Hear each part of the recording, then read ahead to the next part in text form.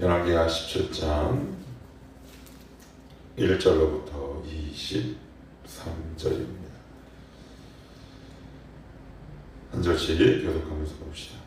유다의 왕 아하스 제12년에 엘라의 아들 호세아가 사마리아에서 이스라엘 왕이 되어 9년간 다스리며 여호와께서 보시기에 악을 행하였으나 다만 그처럼 이스라엘 여러 왕들과 같이 하지는 아니하였으나 아수르의 왕 살마네셀이 올라오니 호세아가 그에게 종이 되어 조공을 드리더니 그가 애굽의 왕 소에게 사자들을 보내고 해마다 하던 대로 아수르 왕에게 조공을 드리지 아니하매 아수르 왕이 호세아가 요단함을 보고 그를 오게 방문하였고 아수르 왕이 올라와 그 온 땅에 두루다니고 사마리아로 올라와 그곳을 3년간 에워쌌더라. 호세아 제9년에 아수르 왕이 사마리아를 점령하고 이스라엘 사람을 사로잡아 아수르로 끌어다가 거장 강가에 있는 할라와 물과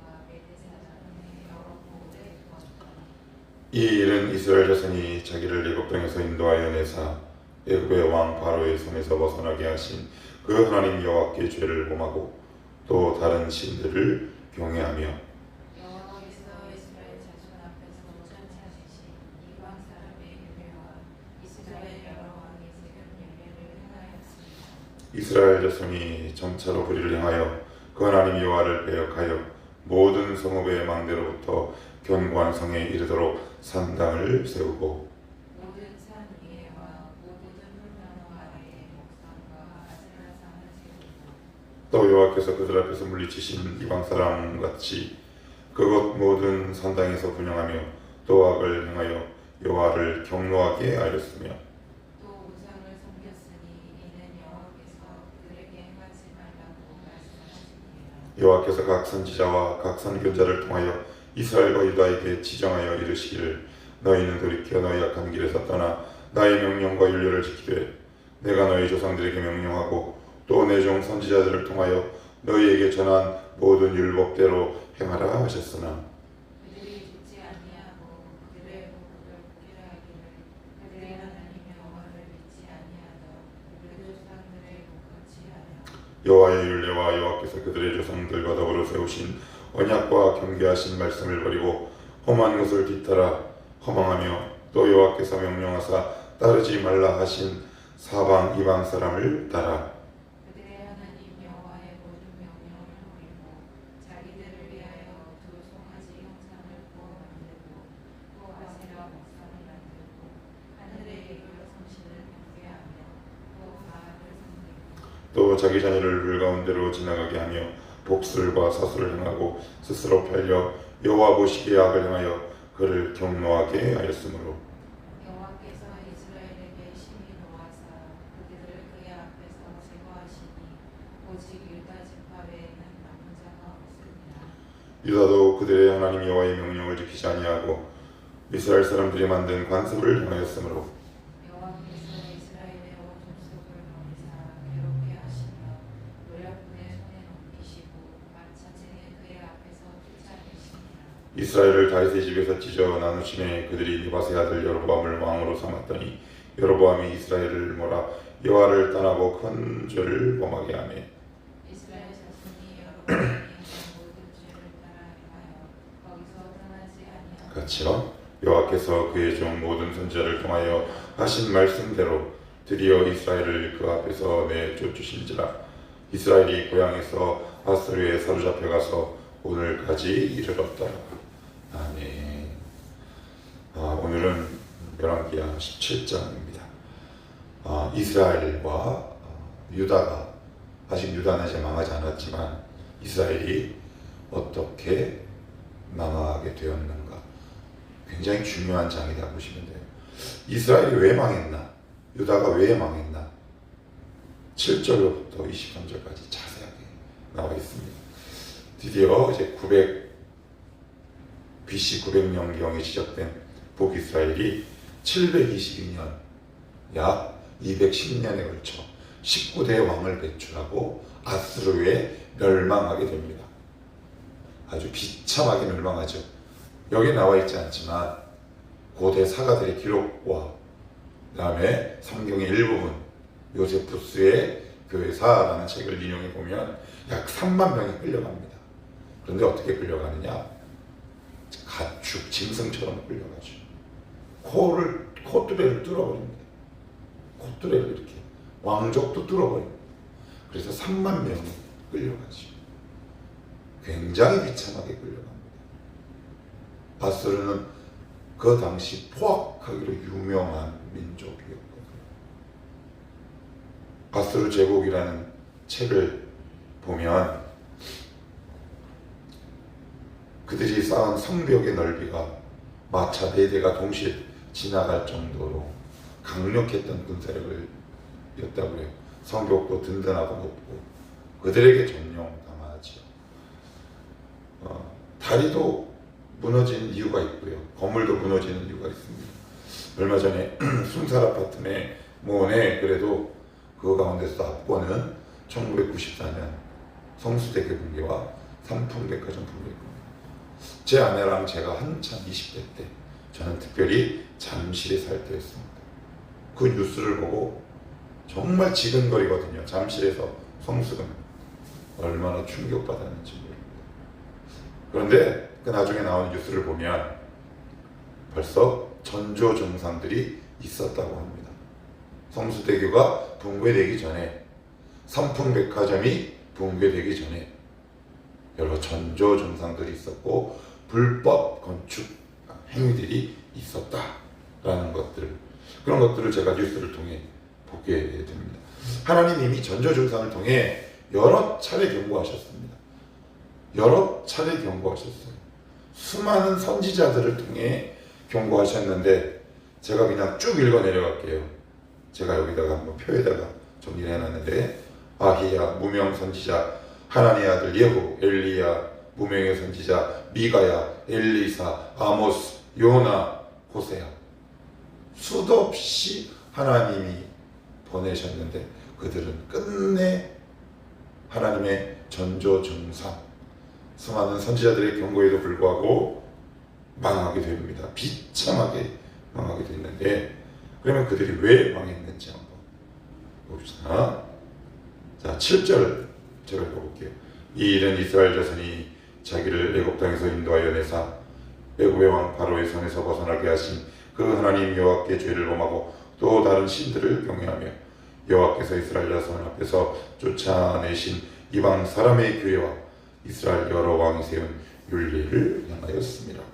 이스라엘이 참 어리석었다라고 한 건, 사람이 70, 강건하면 80입니다. 우리는 모든 삶을 다 경험하기 어려워요. 제한된 시간, 제한된 물질, 그리고 제한된 육체를 가지고 우리가 어떻게 모든 것을 경험할 수 있겠습니까? 그래서 직접 경험해야 하는 것도 있고 간접 경험, 간접 경험이 대체적으로 뭘 통해 우리가 간접 경험을 하나요? 영화 혹은 책. 하나님은 성경을 통해 이미 우리에게 간접 경험할 수 있는 기회를 허락하셨어요. 얘들아 봐라. 너희들은 제한된 시간, 제한된 몸, 제한된 재화, 그렇게 인생의 모든 것을 다 경험하기는 어렵다. 그러니 북이스라엘의 이 사례를 보고 너희들 굳이 이것을 직접 경험하고 싶으냐? 그러지 마라. 그래서 어떤 사람이 지혜로운 사람입니까? 일일이 다 경험한 사람이에요. 일일이 다 먹어봅니다. 저것도 먹어보고 저것도 겪어봅니다. 그러다 죽지요. 그 지혜 없는 행동입니다. 하나님이 이미 충분히 성경을 통해 우리에게 너희가 직접 경험하지 않아도 이렇게 살았을 때 패망하는 자들의 기록을 내가 성경에 써놓지 않았느냐. 그러니 굳이 그 길을 네가 걸어가서 맛보지 말고 성경의 예를 통해 간접 경험을 함으로 돌이키라라는 것이 성경의 필요한 목적 아니겠습니까? 그러니까 굳이 다 가실 필요 없어요. 굳이 다 찍어 먹어볼 필요가 없다고요. 내가 겪지 않아도 될 일을 굳이 겪을 일이 하나도 없어요. 경험하지 않아도 될 일을, 거룩한 경험을 해야 될 그 시간에 파괴적이고 부정적인 경험을 할 이유가 없지요. 그런데 이스라엘은 그랬습니다. 우리 가운데서도 그랬어요. 근데 여기 보시면 이런 표현이 납니다. 9절 여호와를 배역했다. 배반했답니다. 진짜 배반한 거예요. 등을 확 돌려버린 겁니다. 그럼 구체적으로 어떻게 돌렸을까요? 배역했다. 12절에 볼까요? 한번 같이 한번 읽어봅시다. 시작. 또 우상을 섬겼으니 이는 여호와께서 그들에게 행하지 말라고 말씀하신 일. 이거 인간 세계랑 비슷하죠. 하지 말라는 일만 골라서 합니다. 망하는 법을 성경은 정확하게 알려줍니다. 우리 인간 세계에서도 그래요. 부모가 아이를 야단칠 때 너는 어떻게 나가서 하지 말라는 짓만 하고 돌아다니냐? 라고 얘기합니다. 참 묘합니다. 부모가 알려주지 않았습니다. 여러분 부모가 알려줬나요? 하나님이 시켰나요? 아니면 우리의 육체의 부모가 알려주셨나요? 하나님이 하지 말라는 것만 하는 겁니다. 아주 그것도 제주라면 제주입니다. 그것도 은사라면 은사예요. 그러니까 이렇게 많은 사람들의 특징이 있습니다. 아주 하지 말라는 것만 합니다. 말씀에 반대되는 길로만 갑니다. 아주 기가 막히게 찾아서 가요. 어쩜 그렇게 가는지 모릅니다. 구체적으로 어떻게 한다고요? 하지 말라는 것만 합니다. 하지 말라는 것만 해요. 그랬더니 하나님이 13절에 여호와께서 각 선지자와 각 선교자를 통하여 이스라엘과 유다에게 모여 지정하여 담당 선지자와 선교자들이 있었답니다. 남쪽 선지자들이 따로 있고요. 북쪽 선지자들이 따로 있고요. 그리고 세 번째로는 남쪽과 북쪽을 오가며 활동했던 선지자들이 있어요. 그런데 거의 대부분은 남북 선지자들 담당할 수 있는 그 선지자들이 딱 정해져 있었다. 여러분 이게 얼마나 큰 축복입니까? 지금은 저 없는데요. 뭐 없어요. 성경이 66권의 선지자가 있잖아요. 구약 백성들보다 우리는 더 은혜와 축복의 시대에 살고 있어요. 우리가 읽지 않아서 하나님의 뜻을 모를 뿐. 왜 없습니까? 부족하지만 이 목사도 있고요. 또 누가 있습니까? 교회 식구들이 있습니다. 너 이거 하면 안 돼. 때로는 누가 찾아가서 너 이거 안 하면 안 될까? 너 이렇게 하면 어떨까? 그런데 망하는 사람의 특징은 뭡니까? 하나님이 누구에게 감동을 주시고 누구를 보내시고 때로는 신방하시고 때로는 성경을 통해 양식을 통해 오늘도 우리에게 다양한 방법으로 비가 내리는 것 같이 끊임없이 은혜 가운데 우리에게 명령하시고 우리의 양심을 아프게 하심에도 불구하고 우리는 하나님이 지정하신 그 말씀, 지정한 선지자, 신방을 보낸 누군가 이 모든 사람의 명령을 거부하지요. 망한 데 이유가 있습니다. 여러분들 다 경험할 수 있게 되기를 바랍니다. 어리석다 그랬습니다. 어리석은 겁니다. 하나님의 말씀이 들릴 때 때로는 여러분들 공동체의 믿음의 리더십이 아니면 리더가 아니면 누군가가 너 이거 제발 하지 마라. 너 이거 안 했으면 좋겠다 할 때 듣는 신용이라도 좀 하실 수 있게 되기를 바랍니다. 지정하셨답니다. 남유다 북이스라엘. 듣지 않지요. 전 세계에 이런 특권을 누린 백성이 있습니까? 하나님이 탁 지정했어. 너 이 백성에게 이 말씀 잘해. 그 은혜와 축복을 모르는 거죠. 지정했다. 내가 뭔데?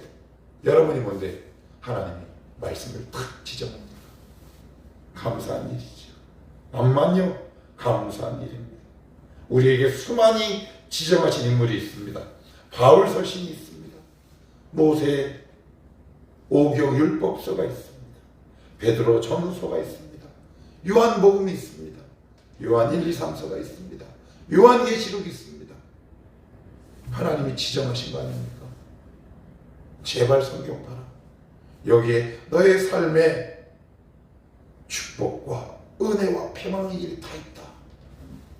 근데 안 보고 안 읽고 안 듣습니다.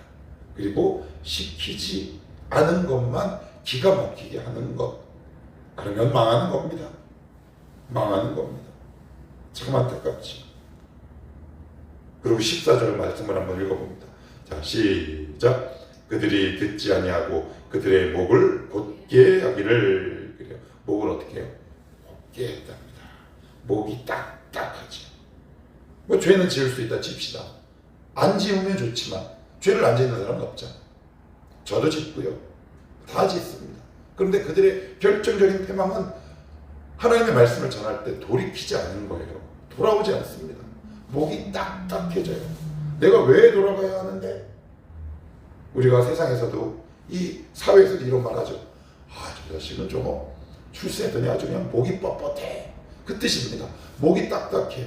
목이 딱딱한 사람의 특징이 뭔지 아십니까? 감사를 몰라요. 그리고 미안합니다.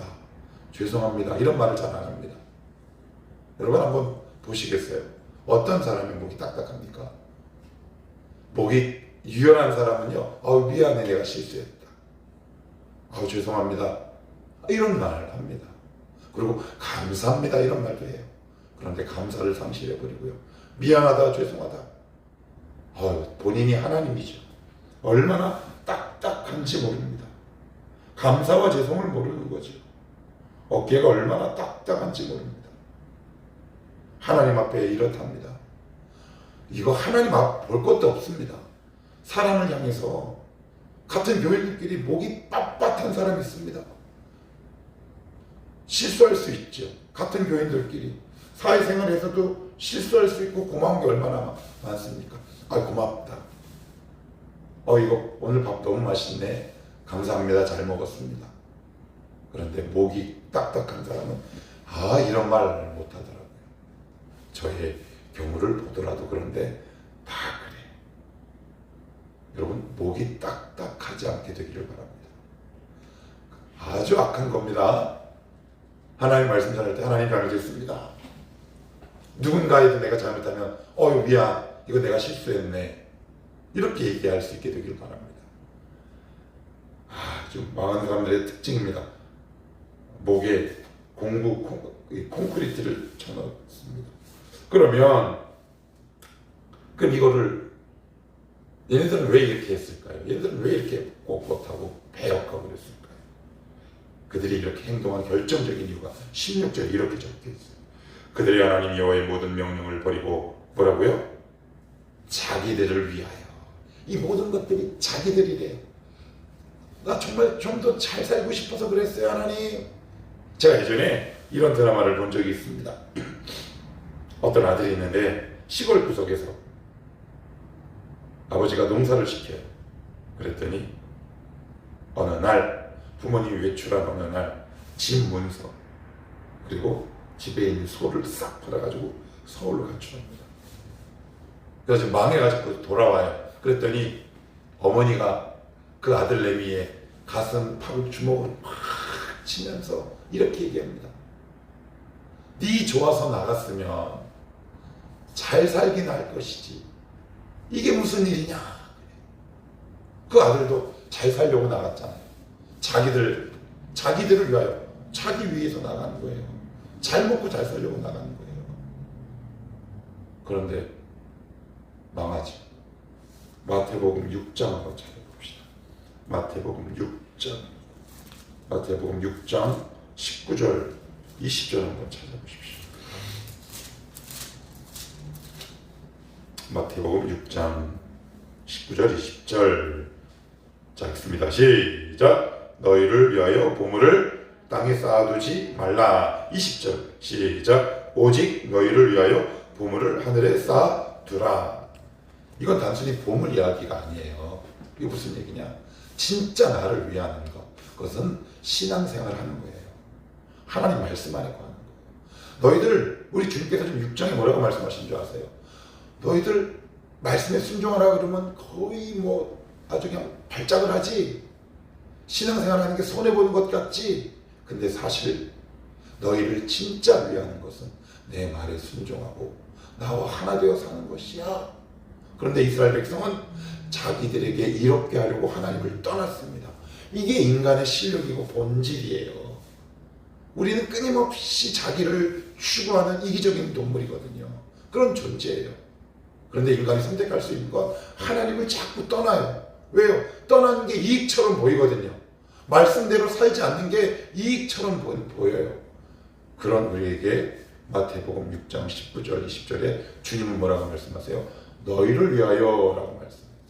보물을 땅에 쌓아두지 말고 하늘에 쌓아두라. 단순히 돈 문제가 아닙니다.